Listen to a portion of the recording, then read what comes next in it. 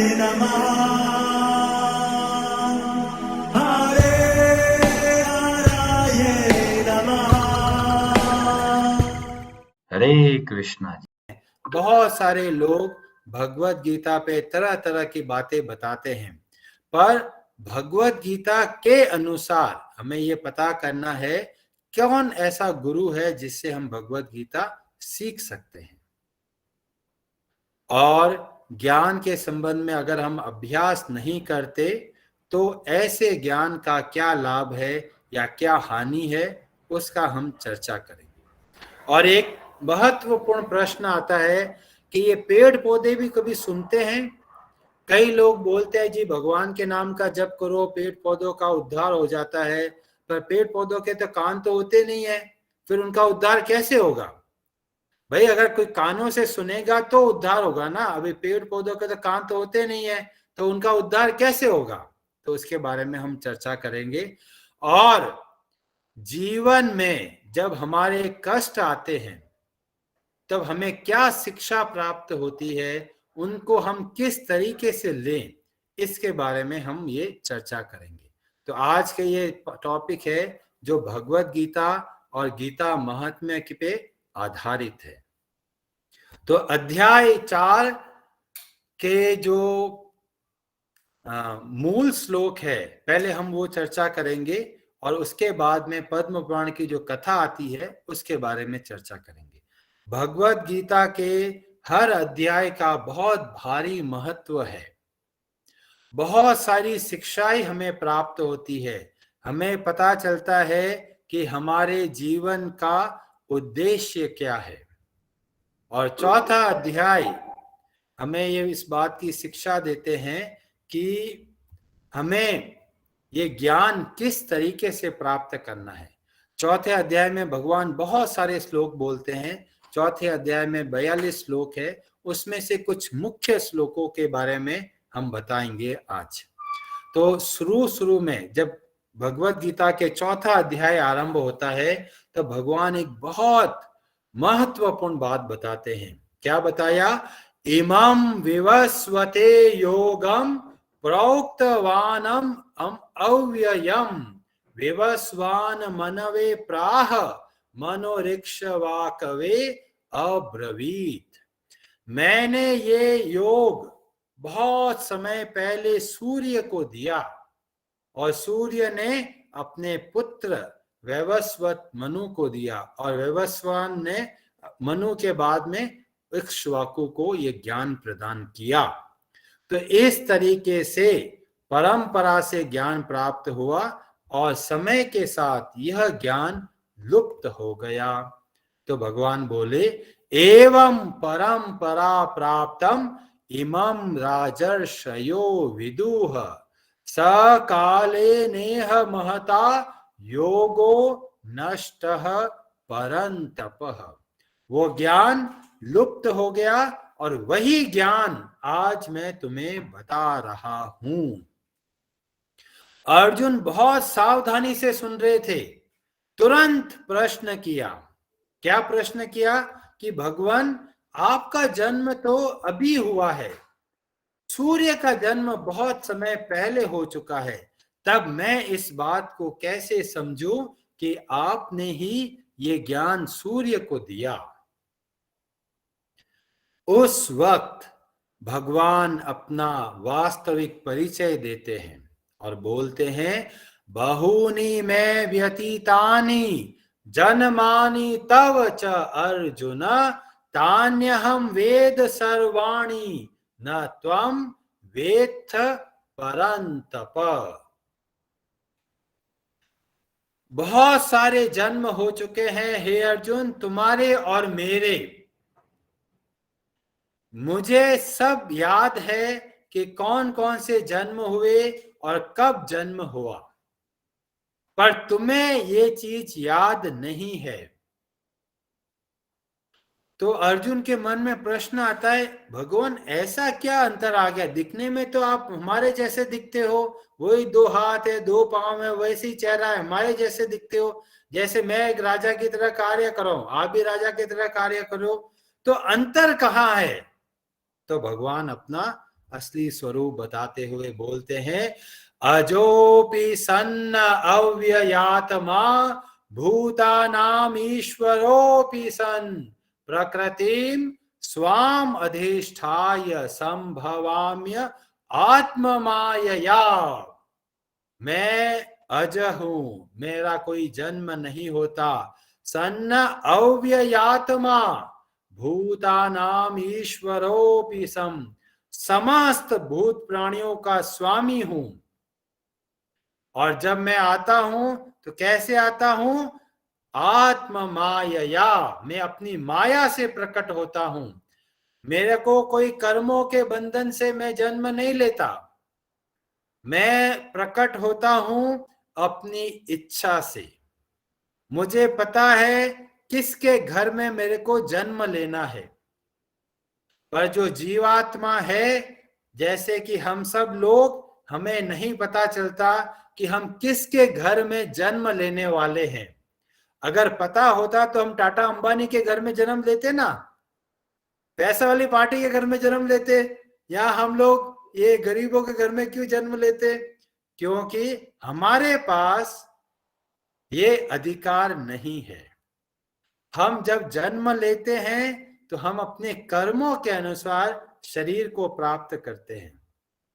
पर जो भगवान है वो आते हैं अपनी इच्छा से, अपनी माया को नियंत्रण में लाकर प्रकट होते हैं, और सारे जीव उस माया के अंतर्गत कार्य करते हैं। यही बात भगवान श्री कृष्ण 7वें अध्याय में भी बताते हैं, और बोला, त्रैगुण्य, ये 3 गुणों वाली जो माया है, मम माया दुरत्यया, ये मेरी माया बड़ी कठिन है। पर आसानी क्या है? जो मेरी शरण में आते हैं वे इस माया से तर जाते हैं। तो यहां पर बहुत बड़ा अंतर हमको देखने को मिलता है कि जो भगवान श्री कृष्ण हैं वे मायापति है, माया के स्वामी हैं, और हम सब उस माया के अंतर्गत आते हैं। तो कहते हैं जो भी सिद्ध लोग हो जाते हैं कुछ, तो क्या उनको भगवान बोल सकते हैं? नहीं। 10वें अध्याय में भगवान बोलते हैं, अहमादिर ही देवानाम च महर्षिणाम, देवताओं का भी आदि मैं हूं और महर्षियों का भी आदि मैं हूं। तो कोई भी भगवान श्री कृष्ण की तुलना नहीं कर सकते। आप उनकी पूजा कर सकते हैं कि भाई इन्होंने आपको मार्ग बताया, पर किसी को भी भगवान का दर्जा नहीं देना चाहिए।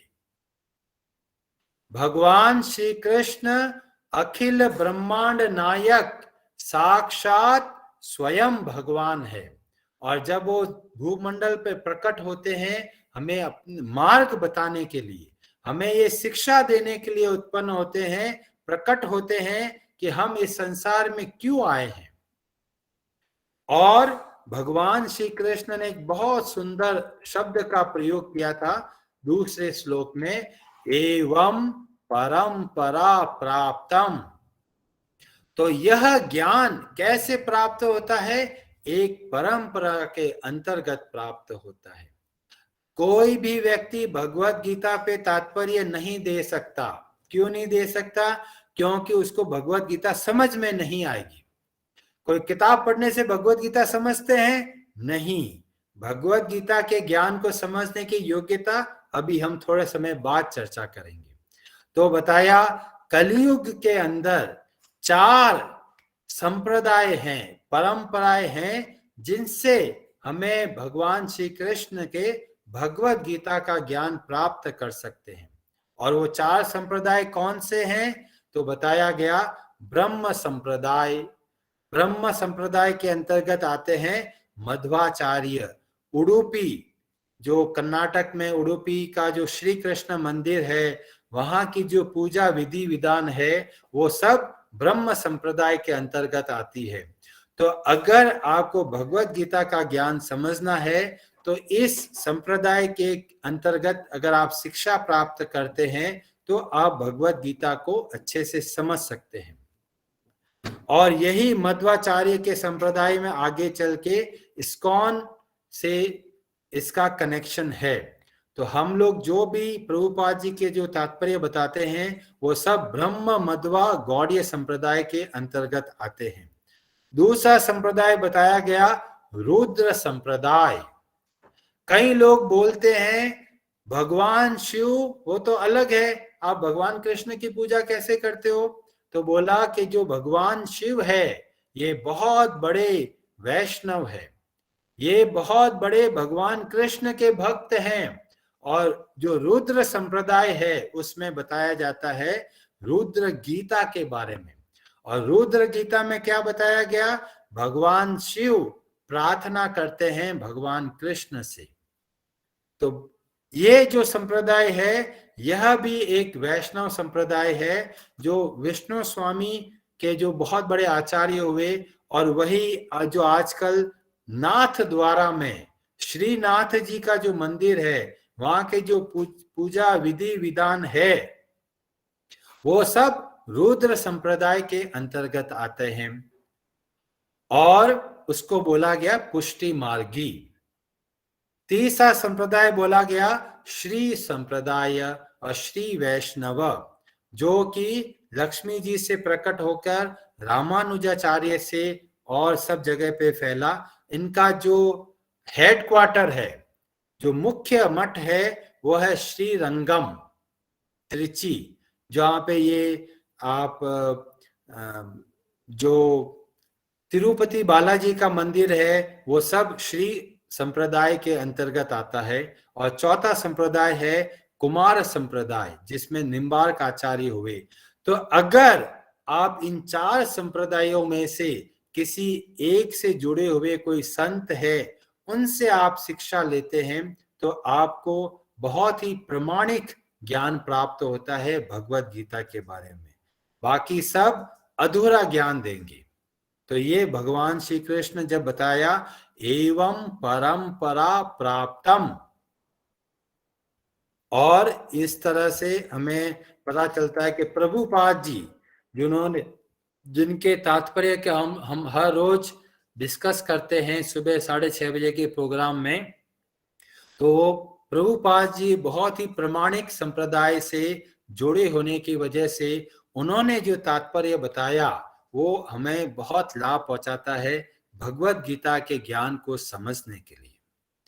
तो उसके बाद में मैंने आपको बताया कि भगवान श्री कृष्ण बाकी सब से बहुत अलग है क्योंकि वो साक्षात स्वयं भगवान है। श्रीमद् भागवतम में इसका वर्णन आता है जब बताया गया एते चांस कलाह पुंसः कृष्णस्तु भगवान स्वयं।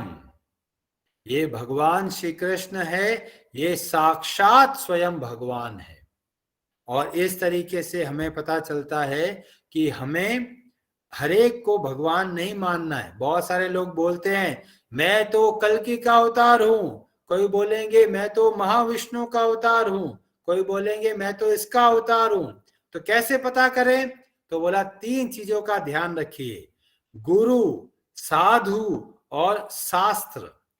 ये तीनों अगर कहते हैं तो आप मान सकते हैं ये एक प्रमाणिक भगवान के अवतार हैं। कई बहुत सारे लोग होते हैं खुद ही अपने आप को गुरु बोलने लग जाते हैं और उनके शिष्य उनको भगवान बोलने लग जाते हैं, लोग पूजा करने लग जाते हैं। तो देखना चाहिए क्या शास्त्रों में ऐसा वर्णन आता है?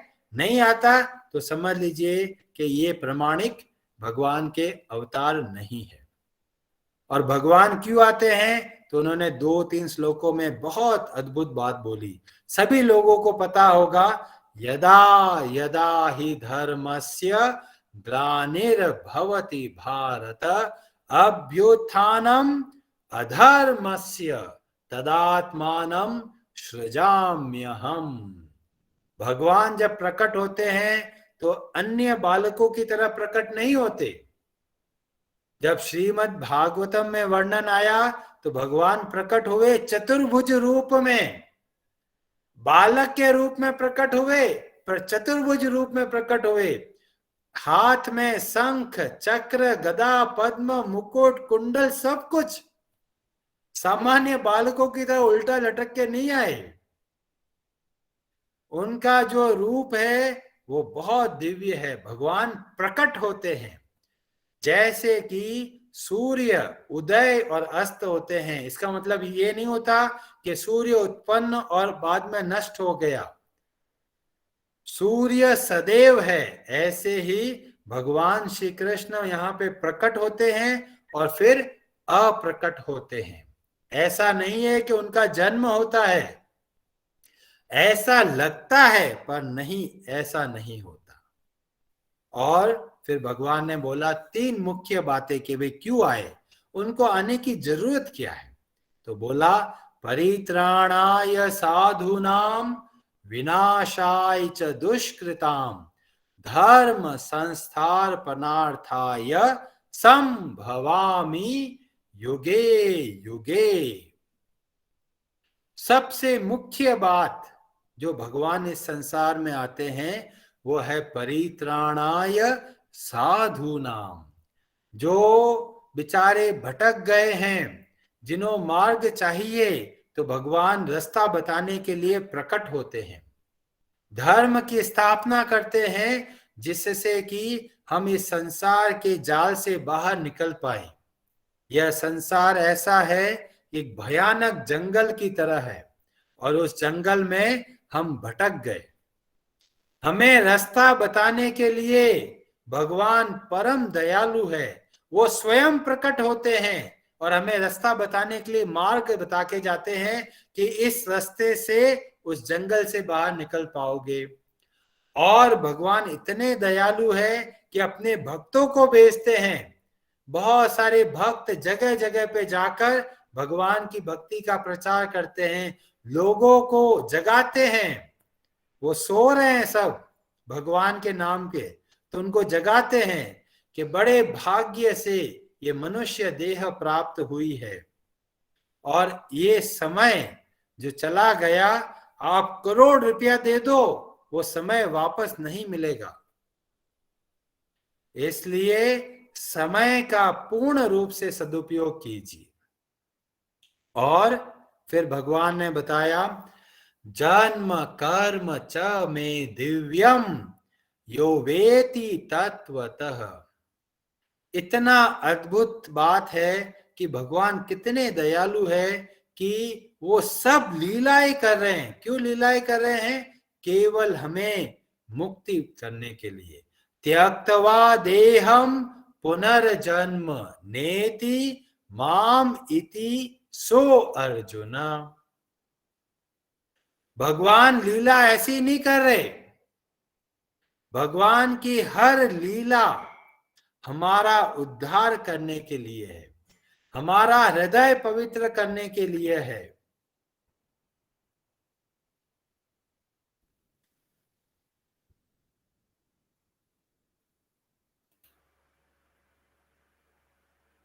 हरे कृष्णा जी। तो भगवान की हर लीला केवल हमारे हृदय को पवित्र करने के लिए है। बहुत सारे लोग कहते हैं भगवान श्री कृष्ण ने रास लीला करी। वो रास लीला जो करी है वो हमारे हृदय को पवित्र करने के लिए करी। अन्यथा चाहे तो सुखदेव गोस्वामी जी उसको लीला को गायब कर सकते थे। भगवान है, चाहो भाई हटा दो भाई, वो लिखा हुआ ही नहीं मिलता हमको। भगवान चाहते हैं कि लोग समझे कि भगवान के सारे कार्य केवल हमारी भलाई के लिए है। अब बोलेंगे जी रासलीला भगवान ने करी, हमारा क्या भला किया इसमें? तो भगवान श्री कृष्ण हमें बताते हैं कि ये संसार हमारे लिए नहीं है। हम सब गोलोक निवासी हैं और इस संसार में धर्मशाला में आके फंस गए। हमें ट्रेलर बताते हैं कि आप मेरे साथ चलिए। गोलोक वृंदावन में बहुत सारे भक्त अपने भगवान की कितने अच्छी तरीके से सेवा करते हैं और भगवान भी बड़े प्रेम भाव से सेवा ग्रहण करते हैं। वो लीला हमारे हृदय को शुद्ध बनाती है और हमें प्रेरणा देती है कि हमें भगवान के धाम को जाना है। हम धर्मशाला को अपना मान के बैठ गए कि भाई ये हमारा संसार है, पर भगवान बताते हैं ये हमारा संसार नहीं है। ये संसार कैसा है? दुखालयम अशाश्वतम। ये दुख का सागर है और हम सब कौन है? भगवान के सनातन अंश हैं। और हम भटक गए, संसार में आ गए। भगवान हमें वापस बुलाते हैं कि ये संसार बेटा तुम्हारे लिए नहीं है, और बताते हैं मार्ग किस तरह से बाहर निकले। तो मुख्य तत्व जो चौथे अध्याय में हमें यह पता चलता है, दूसरा जो हमें बहुत महत्वपूर्ण पता चलता है कि योग्यता क्या होनी चाहिए एक ऐसे व्यक्ति को जो ज्ञान प्राप्त करना चाहता है भगवत गीता का। तो भगवान श्री कृष्ण 3 गुण बताते हैं प्रारंभ में। क्या? प्रणिपातेन परिप्रश्नेन सेवया। प्रणिपातेन का मतलब है विनम्रता।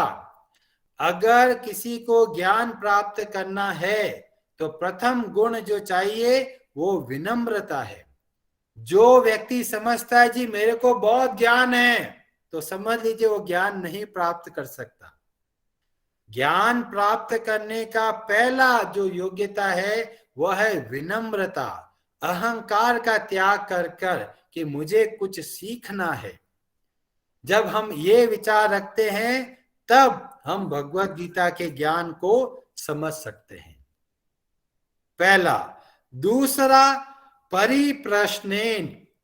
परिप्रश्नेन का मतलब है जिज्ञासा करना, पूछना कि ये कैसे होता है, इसका क्या लाभ है, इसको नहीं करेंगे तो क्या हानि होगी। तो जितना हम जिज्ञासा करते हैं उतना हम सीखते हैं। आप छोटे बच्चों को देखोगे बहुत जल्दी सीखते हैं। क्यों सीखते हैं? क्योंकि वो 100 सवाल करते हैं। पापा ऐसा क्यों होता है, हाँ ऐसा क्यों होता है, ये क्यों होता है, ये क्यों होता है। क्यों? बच्चा सीखना चाहता है, इसलिए प्रश्न उत्पन्न होते हैं। बड़े हो गए, सारे प्रश्न खत्म हो गए, कोई प्रश्न नहीं आता। क्यों नहीं आता? ये हमें सीखने की अभी जो हमें जो इच्छा है वो खत्म ही होती चली गई। पर अगर सीखना चाहते हैं तो दूसरा गुण बताया जिज्ञासा करना, और तीसरा बताया सेवा करना। जब आप सेवा करते हो तब आप ज्ञान के योग्य बनते हो, ज्ञान के उत्तराधिकारी बनते हो। किताबों से ज्ञान नहीं मिलता। भगवत गीता लोग हजारों साल से पता नहीं पढ़े ही जा रहे हैं, पर भगवत गीता का ज्ञान ऐसे समझ में नहीं आता। भगवत गीता को समझना है तो पहले ये 3 गुण चाहिए, विनम्रता, फिर जिज्ञासा, और फिर सेवा का भाव। ये 3 होगा तब उपदेक्ष्यन्ति ते ज्ञानम ज्ञानिनस तत्वदर्शिना। कौन उपदेश करेंगे? जो ज्ञानी और तत्वदर्शी है वे इस ज्ञान का उपदेश करेंगे। तो ये बता दिया गुरु की योग्यता। तो गुरु की योग्यता कितनी हुई वो थोड़ा समय बाद में बताते हैं। तो अगला जो श्लोक बताया भगवान ने, अभी उत्तराधिकारी तो बन गए, अधिकारी तो बन गए, ज्ञान प्राप्त है, फिर भी कौन से गुणों की जरूरत है जिससे ज्ञान को हम अच्छे से समझेंगे। तो बोला 3 गुण और चाहिए। कौन सा वाला? श्रद्धावान लभते ज्ञानम तत्परः संयतेन्द्रियः। तो 3 गुण बताए। क्या? श्रद्धा, जो योग्य व्यक्ति बताए कुछ उनकी वाणी में श्रद्धा रखना, भगवान श्री कृष्ण की वाणी में श्रद्धा रखना, ये बताया प्रथम गुण। दूसरा बताया तत्पर, तत्पर मतलब समर्पित होके और सावधानी पूर्वक प्रयत्न करने से, और तीसरा बताया गया इंद्रियों का संयम। ये 3 गुण और पहले के 3 गुण, ये 6 गुण मिलते हैं तब एक योग्य शिष्य बनता है और उसको ज्ञान प्राप्त होता है। जब उसको ज्ञान प्राप्त हुआ तब वो बनेगा ज्ञानी। और उसके जब अभ्यास करता है धैर्य पूर्वक, तब वो बनता है तत्वदर्शी। तो ये सारे गुण होगा, वह बनता है एक गुरु। तो गुरु की प्रथम योग्यता क्या है कि वह गुरु कभी न कभी एक शिष्य बनकर किसी गुरु के अंडर सेवा करना अनिवार्य है। आजकल आप देखेंगे बहुत सारे गुरु ऐसे हो गए जो अपने आप को सीधा गुरु घोषित कर देते हैं बिना शिष्य बने। तो ऐसे गुरु से का ज्ञान हमें लाभ नहीं देगा। तो क्या क्या गुण हो गए? 6 गुण शिष्य के और 2 गुण और जोड़ के 8 गुण हो गए गुरु के। तो गुरु के अंदर क्या क्या गुण होना चाहिए? विनम्रता, जिज्ञासा और सेवा 3, फिर श्रद्धा, फिर तत्परता और इंद्रियों का संयम और तत्वदर्शी। अगर ये गुण है, ऐसा व्यक्ति एक गुरु की योग्यता पे खरा उतरता है। ऐसे गुरु से हम ज्ञान प्राप्त कर सकते हैं। तो बहुत आवश्यक है कि जो गुरु है जिनसे आप शिक्षा प्राप्त करते हैं, वो एक प्रामाणिक संप्रदाय में होने चाहिए और वो कभी न कभी एक शिष्य के रूप में कार्य करना चाहिए। और ये सारे गुण होना चाहिए, तब वो ऐसा गुरु वास्तविक ज्ञान दे सकता है और हमारा वास्तविक भला कर सकता है। तो ये सारे गुण समझ में आ गए। अब आपका दायित्व बनता है उसको धीमे धीमे अपने जीवन में उतारना, प्रयत्न करना। तो आरंभ कहां से करें? विनम्रता से, जिज्ञासा से। प्रश्न पूछिए अगर आपको कोई बात समझ में नहीं आए। विनम्र रहते हैं तो हमारे कान खुले हुए रहते हैं। विनम्रता नहीं होती तो कान के पर्दे बंद रहते हैं। प्रभु जी 100 बातें बोलेंगे, हमें एक बात भी समझ में नहीं आएगी। क्यों? क्योंकि हम सोचते हैं हमें ज्यादा पता है। जब ये सोचते हैं हमें ज्यादा पता है, तो समझ लीजिए आपको ज्ञान प्राप्त नहीं हो सकता। तो विनम्रता के लिए ये जरूरी आवश्यक है कि हमें कुछ नहीं आता है। जब इस भाव से भगवान से प्रार्थना करके, भगवान के भक्तों से प्रार्थना कर कर और फिर हम भगवत गीता का अध्ययन करते हैं, तो हमें भगवत गीता समझ में आने लगेगी। तो ये मुख्य बातें मैंने 4थे अध्याय से बताई है, पर बहुत सारी बातें हैं, पर हम सारी बातें कवर नहीं कर सकते। अब हम चलते हैं पद्म पुराण की कथा में, जो गीता महात्म्य के नाम से जाना जाता है।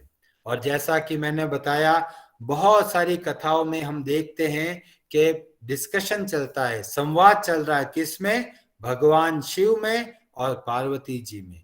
पार्वती जी प्रश्न करती है और भगवान शिव उत्तर देते हैं।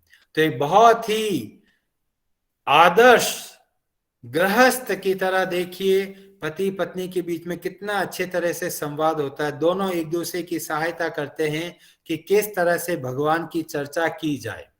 और भगवान शिव फिर गीता महात्म्य बताते हुए फिर वो बताते हैं कि यही प्रश्न लक्ष्मी जी ने किया था भगवान श्री हरि से। और फिर भगवान श्री हरि बताते हैं हर अध्याय की महिमा के बारे में। तो ये आरंभ होता है अध्याय 4 का, 4थे अध्याय की महिमा, जो कि पद्म पुराण में पता चलता है। तो पद्म पुराण में वर्णन आता है वाराणसी के बारे में, बनारस, काशी विश्वनाथ के बारे में। तो देखिए ये कितनी प्राचीन नगरी है बनारस, और वहां पर भगवान शिव विराजमान है काशी विश्वनाथ के रूप में। वहां पर एक बहुत अच्छे तपस्वी रहा करते थे मंदिर के अंदर, और उनका नाम था भरत मुनि। वे नित्य ही 4थे अध्याय भगवत गीता का बहुत ही अच्छे से अध्ययन करते थे, और जैसा भगवान श्री कृष्ण बताते हैं उनके अनुसार जीवन व्यतीत करते थे। तो भगवत गीता का ज्ञान केवल भार ढोने के लिए नहीं है, भगवत गीता का ज्ञान हमारे जीवन में उतारने के लिए है, जिससे कि हमें लाभ मिले। एक मरीज डॉक्टर के पास जाता है और बोलता है, डॉक्टर साहब पेट में बहुत दर्द हो रहा है। डॉक्टर साहब दवाई लिख के देते हैं, बेटा ये दवाई सुबह खाना, ये दोपहर को खाना, ये शाम को खाना। मरीज गया और पढ़ लिया, एक सुबह खाना है, एक दोपहर को खाना है, एक शाम को खाना है। 2 दिन बीत गया, मरीज ऐसे ही बोल रहा है, एक सुबह खाना है, एक दोपहर को खाना है, एक शाम को खाना है। 30 दिन दर्द कम नहीं हुआ, उसने फोन लगाया, डॉक्टर साहब वो पेट का दर्द तो जा ही नहीं रहा है। तो डॉक्टर साहब ने पूछा, दवाई ली? कि नहीं जी, दवाई को पूरा याद कर लिया है, हमने कंठस्थ कर लिया है। एक गोली सुबह खानी है, एक गोली दोपहर को खानी है, एक गोली शाम को खानी है। हमने अच्छे से पाठ कर लिया है, हमने दवाई को अच्छे से याद कर लिया। तो डॉक्टर साहब बोलते हैं, अरे दवाई खाने के लिए है, पढ़ने के लिए नहीं है। ऐसे ही भगवत गीता का ज्ञान बहुत सारे लोग उस पाठ करते रहते हैं, पाठ कर रहे। अरे बाबा, भगवत गीता में जब भगवान बोलते हैं, योगस्थ कुरु कर्माणि संगम त्यक्त्वा धनंजय सिद्धय असिद्धयो समो भूत्वा समत्वम योग उच्यते। जब भगवान कुछ उपदेश दे रहे हैं, उसको हमें अपने जीवन में उतारना है। जीवन में नहीं उतारेंगे तो हमें उतना लाभ नहीं मिल पाता। अर्जुन को देखेंगे, भगवत गीता सुनने से पहले बड़े हताश थे, उदास थे, बहुत विषाद कर रहे थे, और भगवत गीता सुनने के बाद में बहुत दृढ़ निश्चय के साथ खड़े हुए और बोला, करिष्ये वचनम तव। ये है भगवत गीता के ज्ञान की सार्थकता, कि क्या कि हम अपने कर्तव्य पर अड़िग और बहुत दृढ़ता से आगे बढ़े। ऐसा नहीं है बस पाठ कर रहे हो, भगवत गीता की किताब बंद करी, जय राम जी की, भगवत गीता का काम खत्म। नहीं, भगवत गीता में जब भगवान बोलते हैं, तस्मात् सर्वेषु कालेषु माम अनुस्मर युध्य च, तो मतलब हमें अपना कर्तव्य कर्म करना है, पर साथ में भगवान के बताए हुए मार्ग के अनुसार जीवन व्यतीत करना है।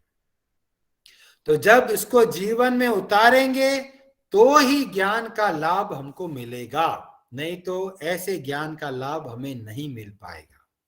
तो भरत मुनि जी ने बहुत अच्छे से चौथे अध्याय को समझा, उसको अपने जीवन में उतारा, और इस वजह से वो बहुत, उनका हृदय बहुत पवित्र हो गया।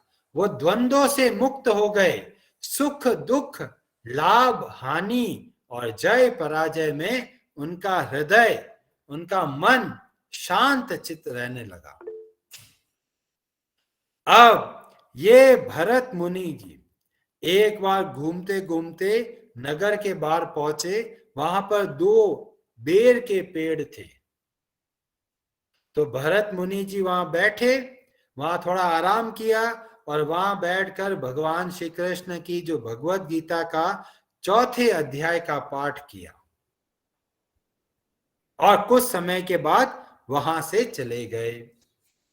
तो जब हम उच्चारण करते हैं भगवत गीता का, तो जो साउंड वाइब्रेशन होती है, जो ध्वनि होती है, उसका प्रभाव सभी पे पड़ता है, पेड़ पौधों पर, जीव जंतुओं पर, यहां तक भूत प्रेत पिशाच चांडाल प्रेत सबके ऊपर इसका प्रभाव पड़ता है, और उस ध्वनि तरंगों के प्रभाव से उनको बहुत लाभ मिलता है। तो यहां पर हमें पता चलता है कि जब भरत मुनि जी ने बैठकर चौथे अध्याय का पाठ किया, तो उन दोनों पेड़ थोड़े ही दिनों में जलकर सूखकर मर गए। फिर क्या हुआ? फिर उनका अगला जन्म हुआ। हरे कृष्णा जी। हाँ जी। तो कई लोग बोलते हैं, जी आप माला करते हो, बैठ के करा करो, घूमते घूमते माला करते हो, अच्छा नहीं रहता।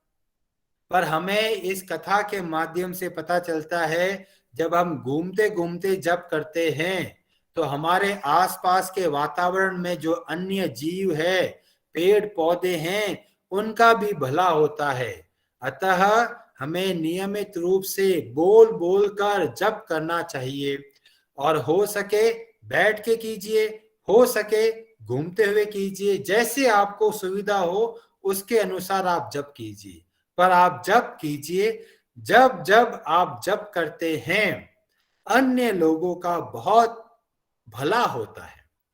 तो यहाँ पर भरत मुनि जी ने बैठकर चौथे अध्याय का पाठ किया, जिससे इन दो पेड़ों को बहुत उत्तम गति प्राप्त हुई। अब क्या गति प्राप्त हुई? वो अगले जन्म में एक बहुत उत्तम कुल में दो सुंदर कन्याओं के रूप में प्रकट हुई और उन कन्याओं को याद था कि हमारा पिछला जन्म में हम ये पेड़ बन के बैठे थे, खड़े थे, और भरत मुनि जी ने पाठ किया, उससे हमारा उद्धार हुआ। तो वो ढूंढ रहे थे भरत मुनि जी को।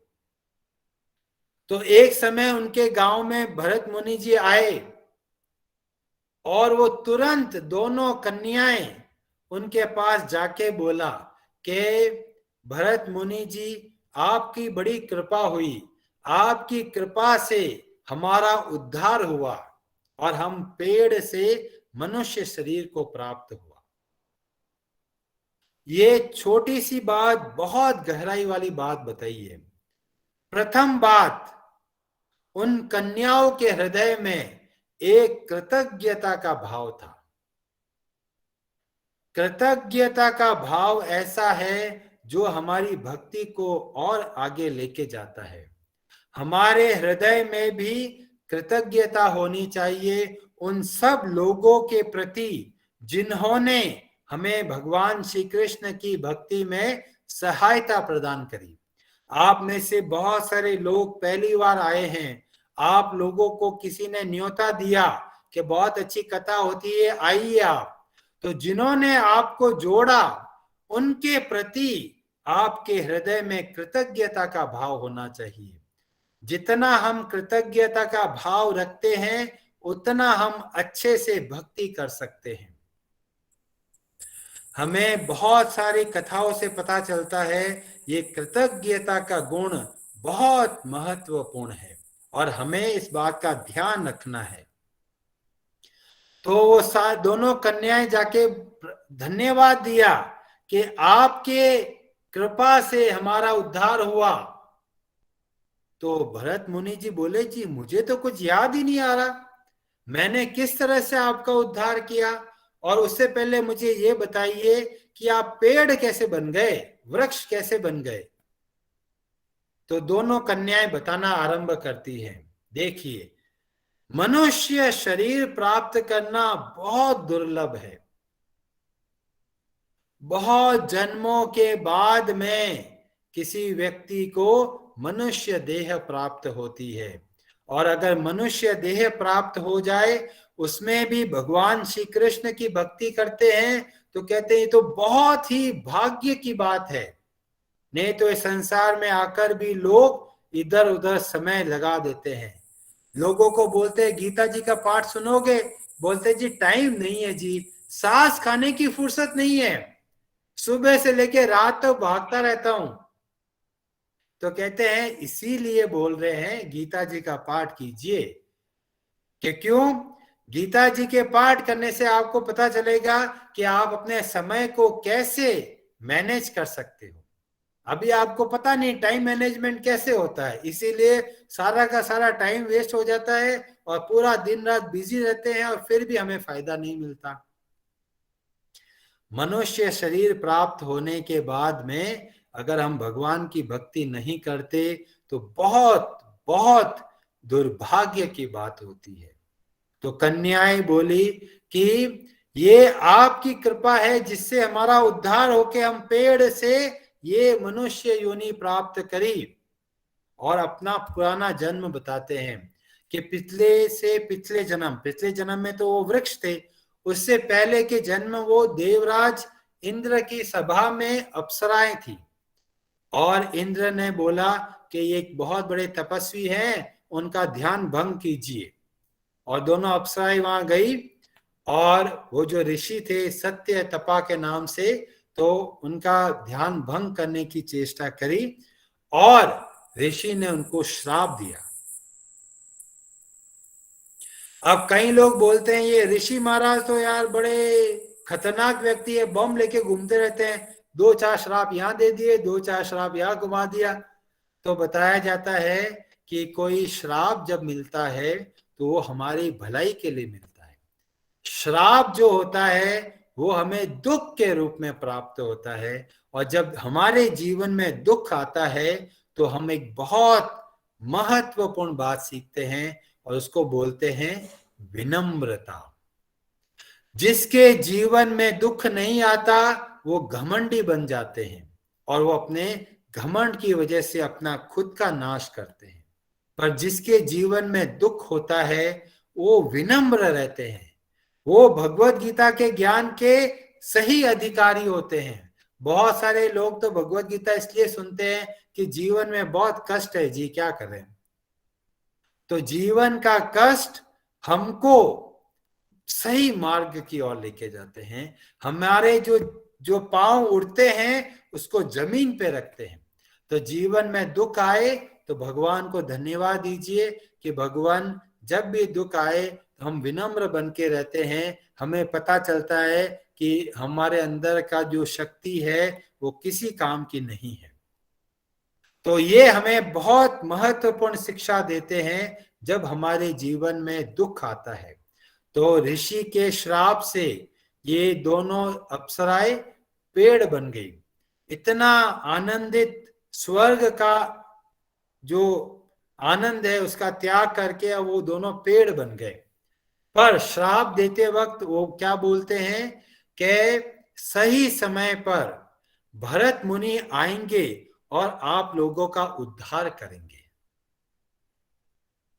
और समय के साथ भरत मुनि जी वहां पे आते हैं, गीता जी के अध्याय का पाठ करते हैं और उनसे मनुष्य शरीर की प्राप्ति होती है और उनको इसके बाद में निरंतर भगवत गीता के अध्ययन से उनकी मुक्ति होती है।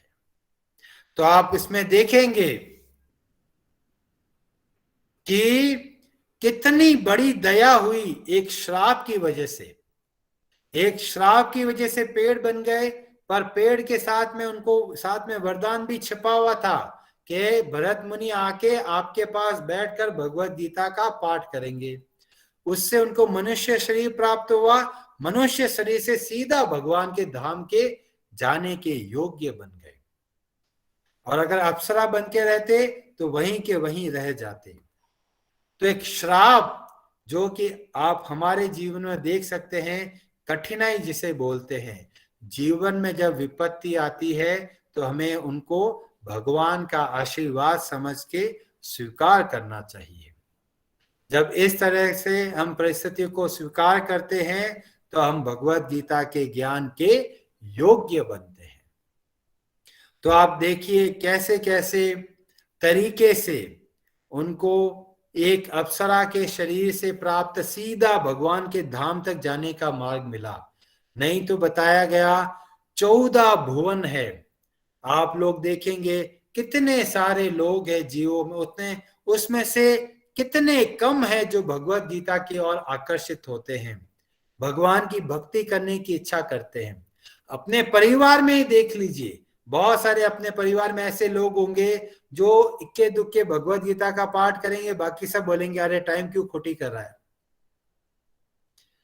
और यही सिचुएशन, यही परिस्थिति 14 भुवनों में है। और इसीलिए चैतन्य चरितामृत में वर्णन आता है, ब्रह्मांड भ्रमिते कौन भाग्यवान जीव, गुरु कृष्ण प्रसादे पाए भक्ति लता बीज। बहुत भाग्यशाली होते हैं ऐसे व्यक्ति जिनको भगवान के भक्तों का संग प्राप्त होता है और भगवान कृष्ण की कृपा होती है और भक्ति का बीज उनको मिलता है। तो जो भक्ति के मार्ग में आगे बढ़ रहे हैं वे सब के सब भाग्यशाली है, भाग्यवान है। वो लोग भाग्यशाली नहीं है जिनके पास बहुत रोकड़ा है। कहते जी हमारे पास तो नौकर चाकर खूब है, तो वो कोई भाग्यशाली नहीं है, वो अपने पुण्यों का फल भोग रहे हैं। भाग्यशाली वही है जो भगवान श्री कृष्ण की भक्ति आरंभ कर चुके हैं। नहीं तो 14 भुवनों में जगह जगह पे लोग फंसे हुए हैं। कोई स्वर्ग में फंसा हुआ है, कोई नरक में फंसा हुआ है, कोई अमेरिका में फंसा हुआ है, कोई स्विट्जरलैंड में फंसा हुआ है, कोई भारत में फंसा हुआ है, कोई अलग अलग गांवों में बैठे फंसे हुए हैं, अपनी गायों में फंसे हुए हैं, कोई खेती में फंसा हुआ है, कोई धंधे में फंसे हुए हैं, कोई गले में फंसे हुए हैं। जगह जगह पे लोग फंसे हुए हैं। पर जब किसी को भगवान के भक्तों का संग प्राप्त होता है तो कहते हैं ऐसे व्यक्ति भाग्यशाली है। और इसीलिए मनुष्य शरीर को बहुत महत्वपूर्ण बताया गया है। ब्रह्म सूत्र के प्रथम सूत्र में वर्णन आता है, अथातो ब्रह्म जिज्ञासा। मनुष्य का जन्म लेने के उपरांत भक्तों के संग में हम ब्रह्म के बारे में, भगवान के बारे में जिज्ञासा करनी चाहिए। जब तक भक्तों का संग नहीं होता हमें पता ही नहीं चलता कि हमें किसकी जिज्ञासा करनी है। हम जिज्ञासा करते हैं पैसा कैसे कमाना है, किस तरह से नोटों की बरसात हो वैसा बताओ, ऐसी जिज्ञासा करते हैं। पर भगवान के बारे में जिज्ञासा बहुत मुश्किल से आती है। जब कोई भगवान के भक्त मिलते हैं, भगवान के भक्त का सत्संग होता है, तब जाके थोड़ा दिमाग में बुद्धि घुसती है, तब जाके हमारा भाग्य उदय होता है। उससे पहले भाग्य उदय नहीं होता। वो लोग भाग्यशाली नहीं है जिनके पास बहुत संपत्ति है। भाग्यशाली वह है जो भगवान के भक्ति आरंभ कर चुके हैं। तो आप देखेंगे किस तरीके से एक ऋषि का श्राप, आजकल हम लोग देखेंगे उसको आप जीवन का कष्ट समझ सकते हैं। थोड़ी विपत्ति हमें दुख पहुंचाती है, पर ऐसे दुख से हमें बहुत चीजें सीखने को मिलती है। एक पत्थर होता है, उसको हथौड़ा और छेनी जरूरत पड़ती है, तब जाके बहुत सुंदर एक मूर्ति का रूप धारण करता है। बिना हथौड़े बिना छेनी के वो पत्थर बेकार पत्थर दिखेगा। ऐसे ही हमारे जीवन में जो कष्ट है, जो विपत्ति है, जो दुख है, वो हथौड़ा और छेनी की तरह है, जो हमारे पत्थर जैसे मन के अंदर बहुत सुंदर आकृति का निर्माण करते हैं। तो डरिए मत, विपत्ति आए भगवान का आशीर्वाद समझ के स्वीकार कीजिए। भगवत गीता का ये सबसे बड़ा आशीर्वाद मिलता है कि हमें डर खत्म होने लगता है। पहले तो डरते हैं, अरे ये हो जाएगा तो क्या होगा, अरे वो हो जाएगा तो क्या हो जाएगा। जब भगवत गीता का ज्ञान सीखने लगता है तो हमारा सारा डर गायब होने लगता है। विपत्ति आ गई, भगवान की बड़ी कृपा है, और इस तरह से हम डरते नहीं है छोटी छोटी चीजों से। और इसके साथ ही हम अपने कार्यक्रम को यहाँ विराम देते हैं। आप सबका बहुत बहुत धन्यवाद कि आप सब समय निकालकर भगवत गीता के संबंध में कुछ सीखने के लिए उपस्थित हुए। मैं आपका बहुत आभारी हूँ। और किसी का कोई प्रश्न है तो आप वो प्रश्न कर सकते हैं। जो नए लोग हैं उनका बहुत बहुत स्वागत है, और जो नए लोग हैं उनको नहीं पता कि हम लोग सुबह 6:30 से लेकर सुबह 7 बजे हर रोज भगवत गीता के संबंध में चर्चा करते हैं, भगवान के नाम का जप करते हैं। आप में से कोई ज्वाइन करना चाहे तो आप कर सकते हैं। हरे हरे नमः।